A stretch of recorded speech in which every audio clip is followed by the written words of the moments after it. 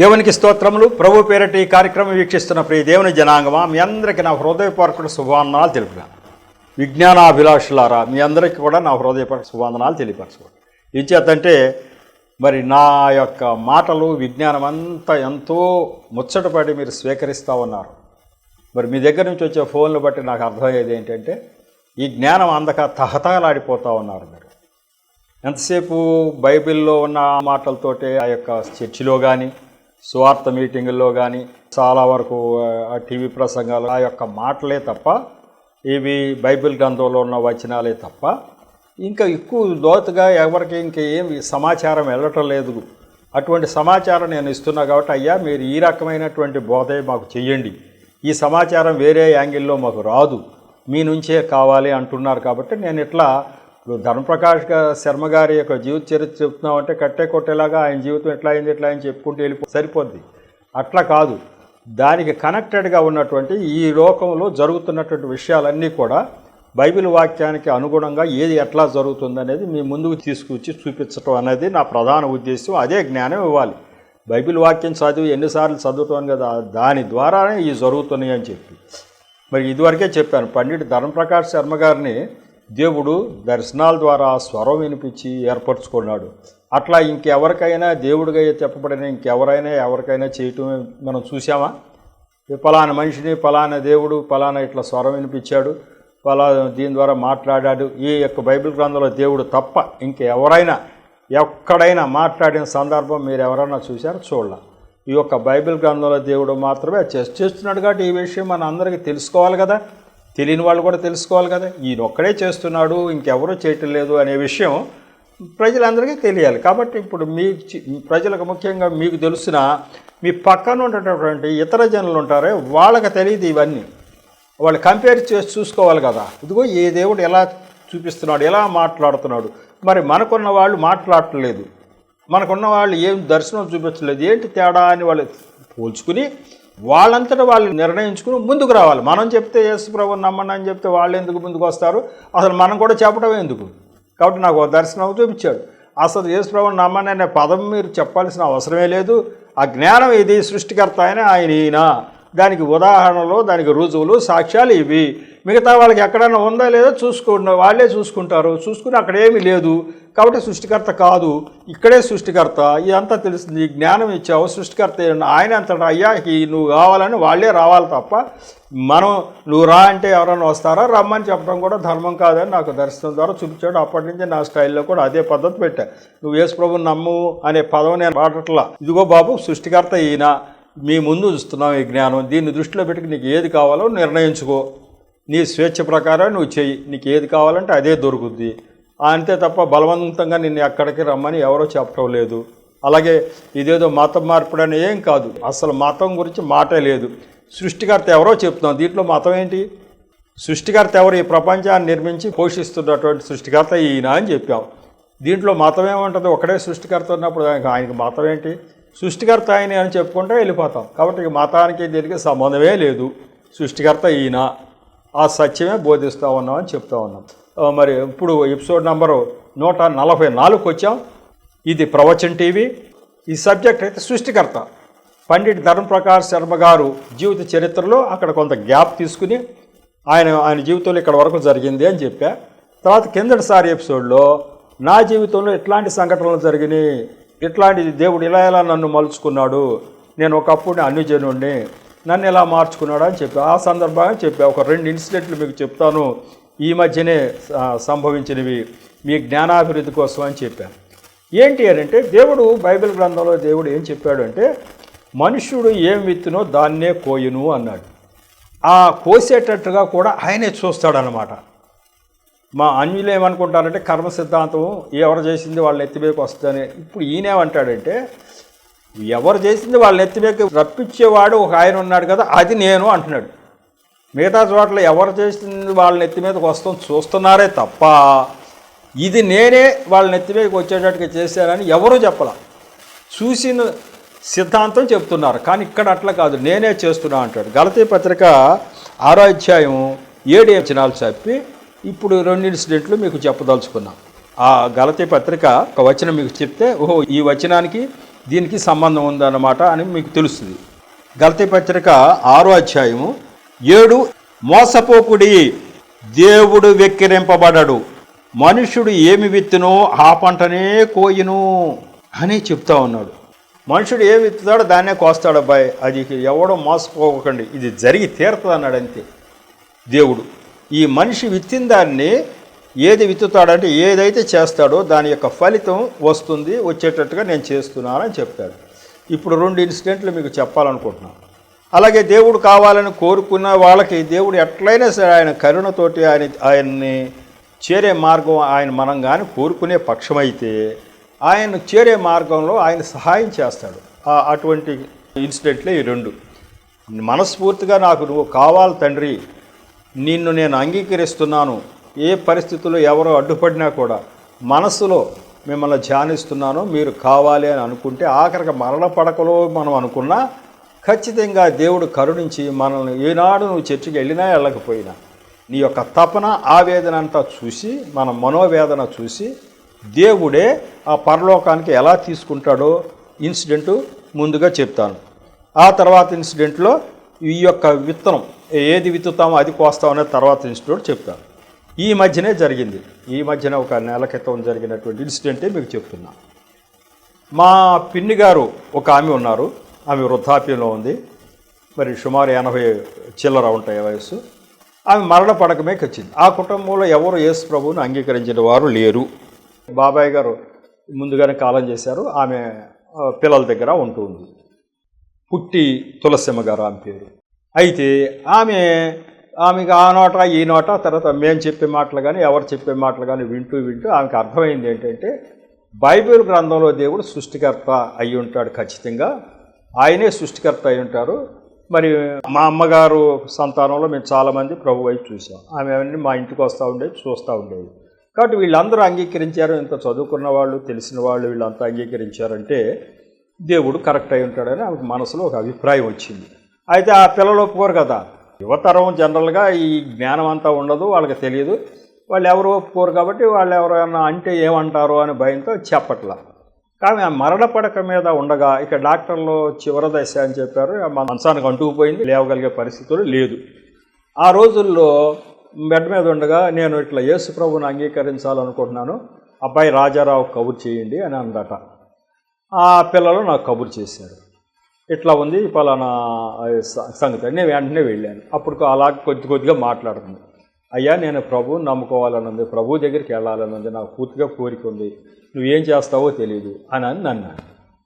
మరి ఎలా చేస్తామో అసలు మీ సంతానం అంతా ఒప్పుకోవాలి కానీ వాళ్ళ కుమార్తెలు 3 ఉంటే 3 కుమార్తెలను అడిగారు, అమ్మ ఏంటి మీ ఉద్దేశం, ఆమె చివరి కోరిక తీర్చుదాం, తర్వాత ఆమె కోరికల్లా అలా ఉంది, మనకి ఇవాళ అభ్యంతరం ఏముంది ఎవరనంటే వాళ్ళు 3 కుమార్తెలు ఓకే అన్నారు. ఆ కుమారుడేమో అందుబాటులో లేడు కానీ మనవాళ్ళు హైదరాబాద్లో ఉంటారు, కుమారుడు కోడలు లేదనుకుంటా, కుమారుడు కూడా అందుబాటులో లేడు, మనవాళ్ళు హైదరాబాద్లో ఉంటారు.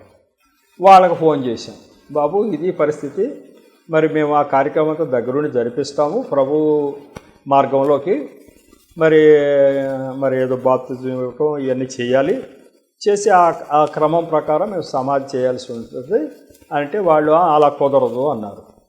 మరి వాళ్ళు వారసులు కాదన్నప్పుడు మనం ఏం చేయగలుగుతాం, ఆమెమో కావాలంటుంది, ఆ వారసులేమో వద్దు అన్నారు. సరే అమ్మా మరి ఏమిటో నేను బైబిల్ ఒకటి ఇచ్చి ఆమెకి, అమ్మ నువ్వు ఎప్పుడు కూడా నీ దగ్గర పెట్టుకో ఈ బైబిల్, రాత్రి పగలు దేవుడిని ధ్యానించు, ఏం కార్యక్రమం ఉందో ఎలాగో కొద్ది రోజులే నువ్వు జీవించేది, ఎలా జరుగుతుందో చూద్దాం, ఆ దేవుడి మీద ఆధారపడు అన్నాను. ఆమెకి ఒకరోజు మరి నేను వచ్చేసాను. ఆ తర్వాత ఒకరోజు దేవుడు కల్లో ఒక దర్శనం చూపించాడు. ఎవరో మనుషులు ఆమెని మంచంతో సహా తీసుకెళ్ళిపోయి, ఆమె పేరు పుట్టి తులసిమ్మ గారు, ఆమె మంచంతో సహా తీసుకెళ్ళి చెరువులో ముంచి లేపారట. అంటే బాప్తిజం ఇచ్చారు, ఆమెకి బాప్తిజం ఇచ్చారు. ఆమె బాప్తిజం తీసుకోవాలని కోరిక ఉంది. మేమేమనుకున్నా అందరూ ఒప్పుకుంటే ఎలాగలాగా మరి బాప్తిజం కార్యక్రమం కంప్లీట్ చేయాలని మా కోరిక. ఒక పాస్టర్ గారిని తీసుకొచ్చి బాప్తిజం కార్యక్రమం, కానీ ఈ పని దేవుడే చేసేసాడు కల్లో. ఆమె చెప్తే అయినా కూడా ఒప్పుకోవట్లేదు కాబట్టి ఏం జరుగుతుందో చూద్దాం అనుకున్నాం. చివరి క్షణం వరకు కూడా వాళ్ళ మనమళ్ళు మరి ఇలా చేద్దామంటే ఒప్పుకోలేదు. మేము ఊరుకున్నాం. కానీ చనిపోయిందన్న వార్త విన్న తర్వాత వాళ్ళ మనవాళ్ళు వచ్చిన తర్వాత వాళ్ళంతటా వాళ్ళ మనసుల్లో దేవుడు కార్యం చేసి, ఇదిగో మా అమ్మగారిని ఆమె అంతిమ కోరిక ప్రకారం అట్లా క్రైస్తవ పద్ధతి ప్రకారమే సమాధి చేద్దాం, ఆమె యేసు ప్రభు కావాలని కోరుకుంది కాబట్టి అని వాళ్ళు అనటం జరిగింది. జరిగితే వెంటనే అప్పుడు పాస్టర్ గారిని పిలిపించి ఆ కార్యక్రమం అంతా కూడా, భూస్థాపన కార్యక్రమం అంతా కూడా, ఎట్లాగో బాప్తిజం అనేది నామకార్థంగా ఇవ్వాలి, కానీ దేవుడే ఆ యొక్క కార్యక్రమం అంతా నెరవేర్చేశాడు. ఆమె బెడ్డ నుంచి లేవలేని పరిస్థితిలో ఉంది. ఆ పరిస్థితుల్లో దేవుడే ఆ దర్శనంలో చూపించాడు ఆమెకి. కాబట్టి బాప్తిజం కార్యక్రమం దేవుడు చేసేసాడు. ఇక సమాధి కార్యక్రమం పాస్టర్ల ద్వారా జరగాలి. ఆ పాస్టర్ల ద్వారా సమాధి కార్యక్రమం జరగటం జరిగింది. తర్వాత ఆ యొక్క మరి ఆదరణ కూడికని వెళ్ళి 4 మాటలు చెప్పడం, దేవుడు నిజంగా మరణ పడక మీద ఉండి కూడా, ప్రభువా నేను నీ దగ్గరికి వస్తాను, నన్ను తీసుకో అంటే ఎంత చక్కగా మలుస్తాడో కదా మీరు దీన్ని బట్టి అర్థం చేసుకోవచ్చు. అంతేగాని దేవుడు అంటే ఇష్టం ఉంది కానీ మా వాళ్ళు ఒప్పుకోవట్లేదని మేలకుండా కూర్చుని నరకానికి వెళ్ళిపోయే కంటే అందరూ ఆలోచించుకోండి. మరణ పడక మీద ఉన్నప్పుడైనా నువ్వు కోరుకునే పక్షం అయితే దేవుడు ఎట్లా కార్యం చేస్తాడో చూడండి.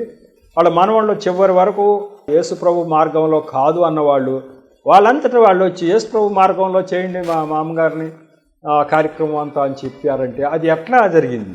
దేవుడే అదంతా చేయటం జరిగింది. కాబట్టి దేవుడు పరలోకానికి ఆమెను తీసుకోవటం జరిగింది. నిజంగా కూడా ఆమె జీవితం అంతా చాలా కష్టాలు పడింది. ఆ కష్టాలు పట్ట ఇప్పుడు వాక్యం చదివేనే, మనుష్యుడు ఏమి విత్తునో దానినే కోయును అనే వాక్యం మీకు చదివి వినిపించా కదా. ఆ మనుష్యుడు విత్తింది కొయ్యటం అనేది ఆ గృహంలో నేను కళ్ళారా చూశాను. మా బాబాయ్ గారు పుట్టి మహాలక్ష్మి గారు ఆయన పేరు, ఆయన చాలా మంచి వ్యక్తి. కానీ ఆయన యవ్వన ప్రాయంలో, మరి పెళ్ళి కూడా కాలేదనుకుంటా, యవ్వన ప్రాయంలో తెలుసో తెలియకో మరి ఆ చిన్న తగాదాలు వచ్చినప్పుడు ఒక ఆయన్ని ఏదో కట్టెతో వెనకగా వెళ్ళి తల మీద కొడితే ఆ తల పగిలి ఆయన చచ్చిపోయాడు. ఆయన పెద్ద సద్బ్రాహ్మణుడు అంట చచ్చిపోయిన ఆయన. తగాదా వచ్చింది. మామూలు తగాదాల్లో ఈ పిల్లాడికి బాగా తెలియదు కదా, కొడితే ఆయన చచ్చిపోయాడు. మరి ఈ యొక్క నరహత్య దోషం ఉంటుంది కదా. దేవుడు ఏం చెప్పాడు? నరహత్య చేయరాదని 10 ఆజ్ఞల్లో ఒకటి ఉంది. దానికి ఆ దోషం ఖచ్చితంగా ఆయన ఎంత మంచివాడైనా ఆయన జీవితంలో మేము చూసాము ఎన్నో కష్టాలు కూడా, ఎన్నో ఆ ఇంటి మీద ఆ శాపం అంతా కూడా వచ్చి పడిపోయింది. ఆయన ఆఖరి దశలో నాకు చెప్పాడు, నాన్న చిన్నప్పుడు చేసినటువంటి నేను ఒక తప్పు ఇలా జరిగింది, ఆ తప్పుకి ఆ పర్యవసానంగా నా కుటుంబం అంతా ఇలా క్షీణించిపోయి ఇట్లా శాపవశ్యంగా అవటం జరిగింది అని చెప్పడం జరిగింది ఒకానొక రోజున ఆయన చనిపోయే ముందు. అప్పటికి ఇంకా యేసు ప్రభు ప్రస్థానం ఎవరికి లేదు, వాళ్ళకి లేదు. ఇక నేను కూడా అప్పటికి నిజం చెప్పాలంటే ఏనో యేసు ప్రభు వైపు లేను ఆ రోజుల్లో అయిపోయింది. కానీ ఇప్పుడైతే మా పిన్ని గారు అయితే ఆ భాగ్యం దక్కింది. అది చెప్తున్నా, మనుషుడు ఏం ఎత్తునో దాన్నే కొయ్యటం జరుగుతుంది అనే దానికి రుజువు చెప్తున్నా. కాబట్టి ఆ యొక్క శాపం అంతా కూడా ఆ కుటుంబం మీదకి వచ్చి తీరింది. మరలా ప్రభు కావాలని కోరుకోవడం చేత మా పిన్ని గారికి, ఆమె ఏనాడు చర్చికి వెళ్ళిన మనిషి కాదు, కానీ ఆమె మనసులో ఉన్న కోరిక చూసి రాత్రికి రాత్రి ఆ దర్శనం ద్వారా చూపించి ఆమెకు బాప్తిజం దేవుడే ఎక్కిచ్చేసాడు. ఆమె మనవాళ్ళ మనసు మార్చి ఆ కార్యక్రమం అంతా కూడా ఆ రకంగా జరిగేటట్టుగా సమాధి కార్యక్రమం అంతా జరిపించి పరలోకానికి ఆమెను తీసుకోవటం జరిగింది. దేవుడు దయామయుడు కాబట్టి ముందు మనలో నిర్ణయాలు అయితే సరిగ్గా మరి తీసుకోగలిగి ఉండాలి. ఏదో చచ్చిపోకముందే చేయాలి, కానీ చచ్చిపోయిన తర్వాత చేసే నరకానికి దాటిపోతాం కదా. ఆమె మరణ పడకలో ఉండే ఆ మాట అనబట్టి, గట్టిగా నిలబడబట్టి ఆమె పరలోకానికి వెళ్ళింది. ఆ మాట ఆమె అనకపోతే ఆమె పరలోకానికి వెళ్ళేది కాదు. అట్లాంటి ఇప్పుడు ఇంకొక సంఘటన, ఆ మరణ పడక మీద ఉండి ధైర్యం చేసి నాకు ప్రభువు కావాలని అనలేని ఒక వ్యక్తి సంఘటన మేము ఎందుకు చూపిస్తాం. 3 సంవత్సరాల క్రితం జరిగింది. మా నేటివ్ ప్లేస్ సత్రోపాలు అనేటువంటి గ్రామంలో ఆ యొక్క బీచ్ దగ్గర హోటల్ నడిపేటువంటి నా చిన్ననాటి స్నేహితుడు ఒక ఆయన ఉన్నాడు, బడుగు సత్యనారాయణ గారు. ఎందుకంటే ఇది జరిగిన సంఘటనలు కాబట్టి ఆయన ఉన్నాడు. ఆయన ఎందుకో మొత్తం మీద చివరికి ప్రభు అంటే ఇష్టపడ్డాడు. నేను ఇట్లా సువార్త నిమిత్తం తిరుగుతున్నట్టు, ప్రభువు చేతిలో పనిముట్టుగా వాడబడుతున్నట్టు తెలిసి నాతో ప్రార్థనలు చేయించుకునేవాడు. బైబిల్ గ్రంథం ఇచ్చాను, చదువుతూ ఉండేవాడు. ఒకరోజు వాళ్ళ అబ్బాయి ఇది చూసి, నువ్వు యేసు ప్రభువుని అంగీకరించడానికి వీల్లేదు, ఒకవేళ యేసు ప్రభువుని అంగీకరిస్తే ఇంట్లోంచి వెళ్ళిపో అనే పరిస్థితి వచ్చేసింది. అప్పటికి ఈయనకి కూడా ఆరోగ్యం బాగా పక్షవాతం ఏదో వచ్చి ఇబ్బంది పడుతున్నాడు. ఇంట్లోంచి వెళ్ళిపోయి బ్రతకగలిగేది లేదు. ఆయన మొండిగా నువ్వు వేసుకోగా అంగీకరించడానికి వీలు లేదు అన్నాడు. మా పోటీ వాళ్ళ మాటలు కూడా ఆయన వినల. మరి ఏం చేద్దాము, నువ్వు ప్రభువు కావాలని నువ్వు నిజంగా కోరుకుంటే గట్టిగా నిలబడితే మీ బంధువులన్నా కూర్చోబెట్టి ఏదో చేద్దామని అంటే నేను అట్లా ధైర్యం చేయలేను రాజారావు అని చెప్పి ఒక సంఘటన చెప్పాడు. నేను అలా ధైర్యం చేయలేను, నీ బైబిల్ నువ్వు తీసేసుకో అని చెప్పి ఆ బైబిల్ తీసుకొచ్చి నాది నాకు ఇచ్చేసి. కానీ ఒక సంఘటన ఇలా జరిగింది, ఆ పర్యవసానం నేను అనుభవిస్తున్నాను, ఈ ఫలితం అన్నాడు. ఏం జరిగిందో ఎవరికీ తెలియదు, నాకు చెప్పాడు. అది ఏం జరిగింది, వాళ్ళ నాన్నగారు ఈ సత్యనారాయణ అనే నా స్నేహితుడి యొక్క నాన్నగారు వృద్ధాప్యంలో, ఆయన బడుగు సుబ్బారావు గారు, ఆయన వృద్ధాప్యంలో పక్షవాతం వచ్చి ఆయన ఆనోట యేసు ప్రభు మాటలు విని నేను యేసు ప్రభువుని నమ్ముకుంటానయ్యా అన్నాడు. నేను యేసు ప్రభువుని నమ్ముకుంటాను, ఆ మార్గంలోనే నన్ను చేయండి అనగానే ఈయన నా స్నేహితుడు అప్పుడుకున్నటువంటి మూర్ఖత్వాన్ని బట్టి నువ్వు యేసు ప్రభు అనే పదం అన్నావంటే నా ఇంట్లో ఉంటాకి వీలేదు అన్నాడు. గత్యంతరం లేదు ఆయనకి, ఆయన యేసు ప్రభు అంటే నువ్వు ఉంటాకి వీల్లేదన్న నిర్దాక్షిణ్యం. కాబట్టి ఆ మాటకి జడిచిపోయి ఆయన యేసు ప్రభుని అంగీకరించగానే మామూలుగానే ఆ దాన కార్యక్రమాలు చేసేసారు వాళ్ళ నాన్నగారు. ఇప్పుడు గుర్తొచ్చింది ఈయనకి, వీళ్ళ అబ్బాయి ఇలా అన్న తర్వాత, నేను చేసిన పాపం మా తండ్రి గారు పరలోకం వెళ్ళకోకుండా నేనే అడ్డుపడ్డా, తెలుసో తెలియకు ఆ రోజుల్లో. ఆయన అన్నీ గ్రహించి, ఎందుకంటే ఈరోజు జ్ఞానం అందింది ఈయనకి తెలిసింది ఈయన నిజమైన దేవుడు, ఈయన సృష్టికర్త, ఈయన ద్వారానే మనం స్వర్గానికి వెళ్ళగలుగుతాం, లేకపోతే లేదని ఈయనకి తెలిసింది. నా తండ్రి గారు ఆ రోజుల్లో అది తెలుసుకుని నేను యేసు ప్రభువుని అంగీకరిస్తానంటే నిర్దాక్షిణ్యంగా నువ్వు నా ఇంట్లో ఉండటానికి వీల్లేదంటే ఆయన ఏం చేయలేకపోయాడు. ఆ రకంగా ఆయన నరకానికి నేనే పంపించారు కదా. ఇప్పుడు దేవుడు నేను చేసింది నానెత్తి మీదకే వచ్చేటట్టుగా చేశాడు. నా కుమారుడి ద్వారా ఎంత కఠినంగా నువ్వు యేసు ప్రభువుని అంగీకరిస్తే నువ్వు ఇంట్లో ఉండటానికి వీల్లేదని అనిపించాడు. రాజారావు, జరిగిన విషయం ఇది, నేను చేసిన పాపం నేను అనుభవించాలి, నా తండ్రిని నరకానికి పంపడానికి కారణమైనందుకు ఏమో ఈరోజు నా కొడుకు ఇలా చేయటం, మళ్ళీ నేను నరకానికి వెళుతున్నాను. ఆయన అట్లా ఏం పెట్టుకోవద్దు, ఒకవేళ నువ్వు కానీ గట్టిగా నిలబడి నేను వెళతాను అంటే ఏం చేయాలో నేను ఆలోచిస్తాను గురు అంటే ఏం వద్దులే అని చెప్పాడు. ఇంకా ఆయన ధైర్యం చేయకపోతే మనం ఏం చేయలేం. ఇప్పుడు మా పిన్ని గారు ఏం చెప్పింది, నాకు ప్రభువే కావాలని పట్టుకుని ఏలాడింది. అట్లా లేదు, ఇక నాకు వద్దులే, నేను చేసింది నా నేమ్ మీదకే వచ్చిందిలే అని. కాబట్టి ఇందా చెప్పిన వాక్యం చదివిందనే మనం మనుషుడు ఏం విత్తునో అదే కోయును అని అన్నాడు కదా. కాబట్టి మనం అనుకోవచ్చు, ఈయనకి ఎంత ఇష్టపడ్డాడు కదా, ఈ సత్యనారాయణ గారు అబ్బాయి ఎంత ఎందుకు తిరగాలి, అది ఎదురు తిరగకోకుండా దేవుడు కాపాడొచ్చుగా అంటే ఈయన మీద ఈ భారం ఉందిగా, ఈ శాపం. ఏం శాపం, ఈయన తండ్రిని నరకానికి వెళ్ళే విధంగా ఈయన చేశాడు ఇదివరకు. ఈయన విత్తిన విత్తనం అక్కడ ఉంది కాబట్టి అది మళ్ళీ ఈయనకి కొట్టింది. అందుకే లేకపోతే యేసు ప్రభు వారు వీళ్ళ అబ్బాయితో కొంచెం సున్నితంగా చేయించలేడా, లేకపోతే ఈయనకి ధైర్యం వచ్చి నేను ప్రభువుని నమ్ముకుంటాను గట్టిగా నిలబడినివ్వలేడా, చేయగలడు. కానీ ఆ శాపం అక్కడ ఈయన చేసింది మళ్ళీ ఈయన నెత్తి మీదకే రప్పించాలి కాబట్టి దేవుడు మౌనంగా ఊరుకున్నాడు. దీన్ని బట్టి మనకు అర్థమయ్యేది ఏంటంటే ఈ ఇన్సిడెంట్ల ద్వారా మనం ఏది చేస్తామో ఖచ్చితంగా ఆ శాపం మన నెత్తి మీదకి వచ్చి తీరుతుంది. 2, ఇక మనం ధైర్యంగా నేను ఏదున్నా లేకపోయినా నాకు ప్రభువు కావాలని నిలబడే పక్షం దేవుడు ఏ రకంగా ఏదో రకంగా దాన్ని మలుచుతాడు, ఆ యొక్క ప్రభు సన్నిధికి వెళ్ళే అవకాశం కలగజేస్తాడు. అలాగే నరకం నుంచి తప్పించేటువంటి ఏర్పాటు కూడా చేస్తాడు. ఈ 2 ఇన్సిడెంట్ల ద్వారా మనం గ్రహించవలసింది, ఇతరులకు చెప్పవలసింది ఏంటి అంటే, బాబు జీవితకాలం అంతా కూడా మా అబ్బాయి ఒప్పుకోలేదు, మా అమ్మాయి ఒప్పుకోవట్లేదు, నేను యేసు ప్రభు వైపు చూడాలనుకున్నా కుదరట్లేదు అని మేలకుండా ఊరుకునే కంటే, బాబు వాళ్ళ సంగతి వాళ్ళ తర్వాత చూసుకుంటారు, నీవు మాత్రం అయ్యా నేను మరణ పడక మీద ఉన్నాను, నేను చివరికి వచ్చేసాను, నా వల్ల మీకేమీ అపఖ్యాతి లేదు, యేసు ప్రభువుని అంగీకరించాలని మీకేమైనా నష్టం జరుగుద్దా, నేను బ్రతికేది ఏమైనా ఉందా, మీకేం సంఘంలో గౌరవం తగ్గుతుంది అని అనుకోటానికి, ఒకవేళ సంఘంలో తెలుసో తెలియకో యేసు ప్రభువుని అంగీకరించారంటే గౌరవం తగ్గుతుందని మీరు అనుకునే పక్షం అయితే అది నేను బతికేదేముంది, చిట్ట చివరికి వచ్చేసా, కొద్ది రోజులే నేను బతుకుతున్నా, ఇప్పుడు నన్ను అబ్జెక్షన్ పెట్టవద్దు, నేను ప్రభు వైపు చూస్తాను. మిమ్మల్ని ఏమన్నా యేసు ప్రభు వైపు చూడమని అంటున్నామా, నేను అంటున్నానా లేకపోతే ఎవరన్నా అంటున్నారా అంటల్లా, మీ ఇష్టం, మీకు పోవడంత టైం ఉంది, నాకు బ్రతకటానికి చాలా తక్కువ టైం ఉంది, ఇక బ్రతకటానికి చాలా తక్కువ టైం ఉంది.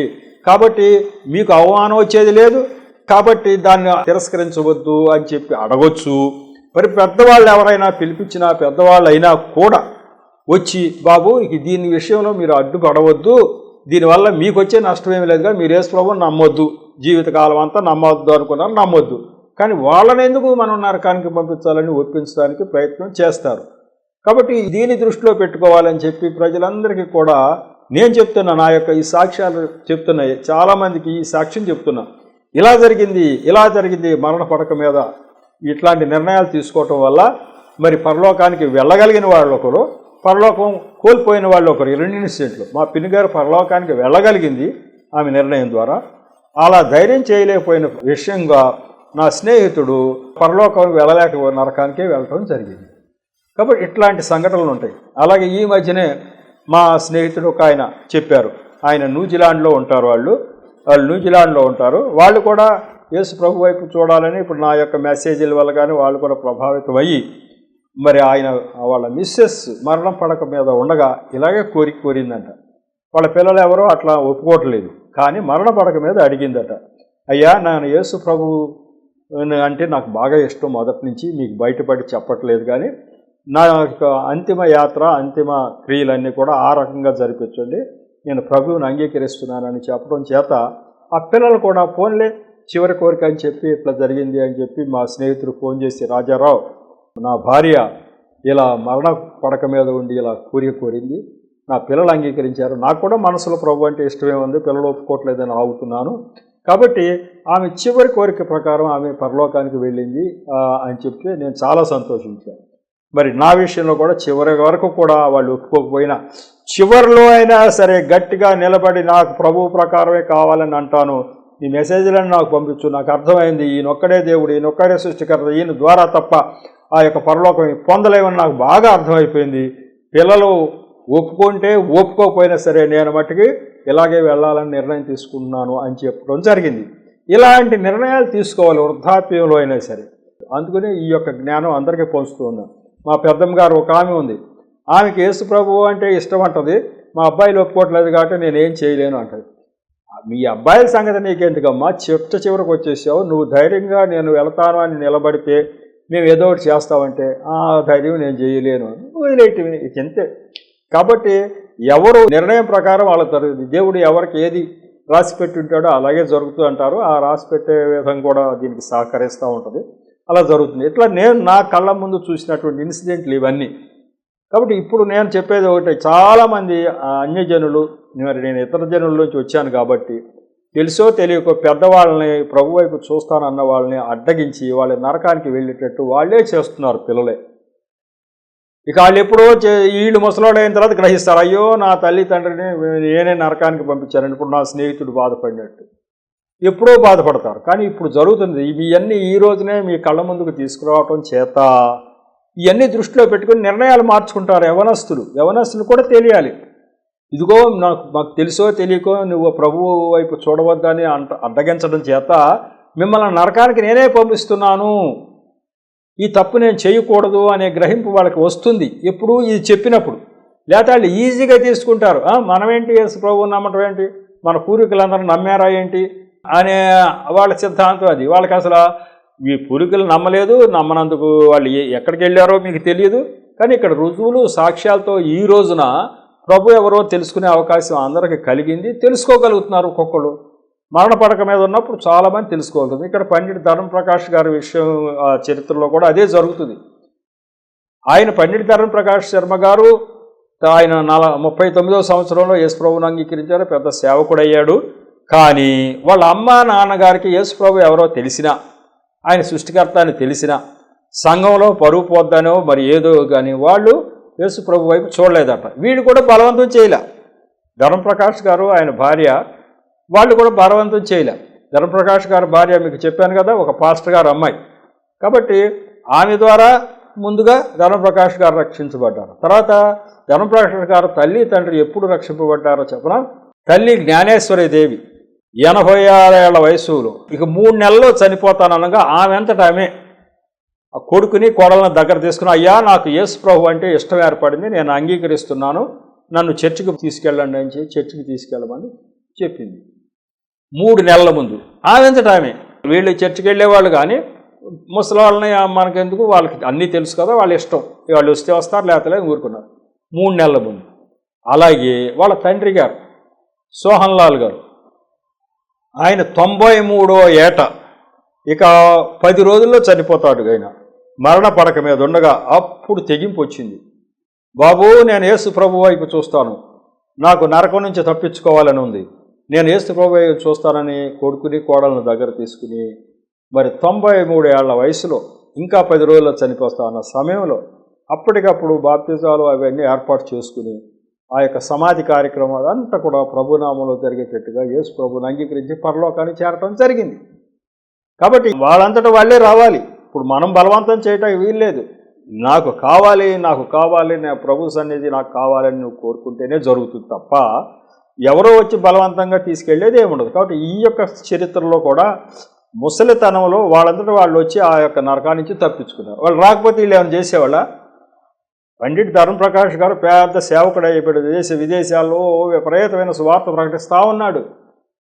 దేవుడు ఆజ్ఞ ప్రకారం ఉన్న ఆస్తులన్నీ పేదలకు పనిచేసి నామకార్థంగా నిలబడిపోయాడు. ఆయన కిలోల కొద్ది బంగారం, వెండి, ఎన్నో ఎకరాలు మొత్తం అంతా దానం చేశాడు. నువ్వు నాకు ఏది వద్దయ్యా, నువ్వు ఒక్కడ ఉంటే చాలు, అంతే, నీకు ఉన్నది మొత్తం దాన ధర్మాలు చేశాడు. మొత్తం దాన ధర్మాలు చేశాడు. నువ్వు ఒక్కడ నిలబడు, నీ నోటి ద్వారా నేను మాట్లాడతా, నువ్వు మాట్లాడు అన్నాడు. మాట్లాడి విపరీతంగా ఆయన ఇప్పటికీ మరి మనమన్నటి వరకు కూడా మంచిగా సువార్త ప్రకటించి ఇప్పుడు బెడ్ మీద ఉన్నాడో ఏమో కానీ పెద్దగా బయటికి రావట్లేదు, ఆయన ఉన్నారు. కాబట్టి ఈ చరిత్ర అంతా మనం చూసుకుంటూ ఉంటే మనం నరకానికి వెళ్ళాలో పరలోకానికి వెళ్ళాలో మన చేతిలోనే పెట్టాడు దేవుడు. నువ్వు ఆ కొడుకు ఒప్పుకోలేదు, కూతురు ఒప్పుకోలేదు అని అంటే నువ్వే పోతావు. ఎవరు ఒప్పుకునేది ఏముంది? నువ్వు నరకం కావాలా పరలోకం కావాలా నీ చేతిలో ఉంది. నువ్వు అది నిర్ణయం తీసుకో, ఎవరితో నీకేలా.